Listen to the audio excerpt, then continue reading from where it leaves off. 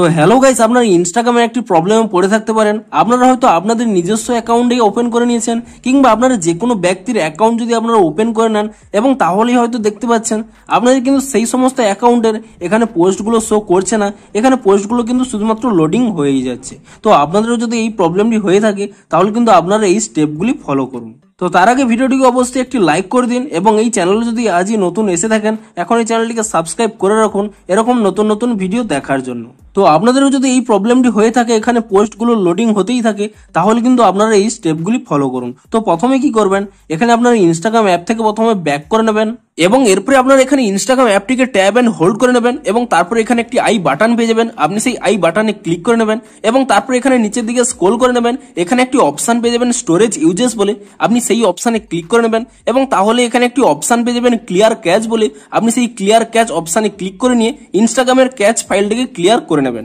এবং তারপরে আপনারা এখান থেকে ব্যাক করে নেবেন এবং তারপরে আপনারা এখানে আপনাদের মোবাইলে থাকা প্লে স্টোর অ্যাপটিকে ওপেন করে নেবেন এবং প্লে স্টোর অ্যাপটিকে ওপেন করে নিয়ে আপনি এখানে সার্চ করে নেবেন ইনস্টাগ্রাম বলে এবং ইনস্টাগ্রাম বলে সার্চ করে নিয়ে আপনি এখানে চেক করে নেবেন যে ইনস্টাগ্রামের কোনো নতুন আপডেট এসেছে নাকি। যদি ইনস্টাগ্রামের কোনো নতুন আপডেট এসে থাকে আপনি কিন্তু তৎক্ষণাৎ ইনস্টাগ্রামটিকে নতুন ভার্সনে আপডেট করে নেবেন এবং ইনস্টাগ্রামের এই নতুন ভার্সনে আপডেটটি করে নেওয়ার পরে তারপরে আপনারা কিন্তু এখান থেকে ইনস্টাগ্রাম অ্যাপটিকে ওপেন করে নেবেন এবং ইনস্টাগ্রাম অ্যাপটিকে ওপেন করে নেওয়ার পরে তো তারপরে কিন্তু আপনারা যে কোনো এখানে অ্যাকাউন্টে ভিজিট করবেন এবং তারপরে চেক করবেন যে এখানে পোস্টগুলো আসছে কিনা এবং যদি এখানে পোস্টগুলো চলে আসে তাহলে তো ঠিকঠাক রয়েছে, কিংবা আপনাদের অ্যাকাউন্টেও ভিজিট করতে পারেন, এখানে দেখুন পোস্টগুলো চলে আসছে, তাহলে কিন্তু আপনাদের প্রবলেমটি সলভ হয়ে যাবে। কিন্তু তবুও যদি আপনাদের এখানে প্রবলেমটি সলভ না হয়ে থাকে তাহলে কি করবেন, এখানে একটি স্ক্রিনশট নিয়ে নেবেন এবং স্ক্রিনশটটি নিয়ে নেওয়ার পরে তারপরে কি করবেন, এখানে তারপরে আপনাদের প্রোফাইলে এসে এখানে উপরে ডান কোণে 3 লাইন পেয়ে যাবেন, আপনি সেই 3 লাইনে ক্লিক করে নেবেন এবং তারপরে আপনারা একেবারে নিচের দিকে স্ক্রল করে নেবেন, এখানে একটি অপশন পেয়ে যাবেন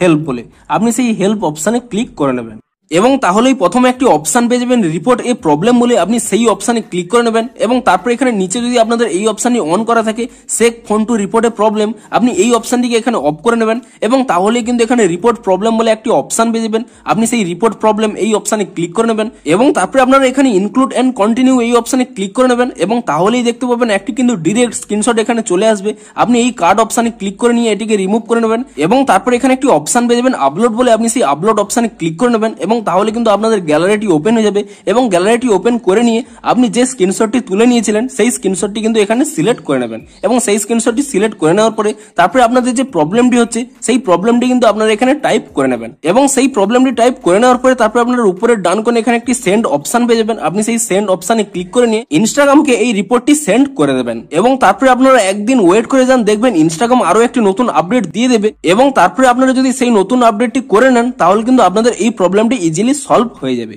তো ভিডিওটি যদি আপনাদের একটু হেল্পফুল বলে মনে হয় অবশ্যই একটি লাইক করে দিন। দেখা হচ্ছে ইনস্টাগ্রামে আরো কোনো নতুন সমস্যার সমাধানের ভিডিওর সাথে। Thanks for watching.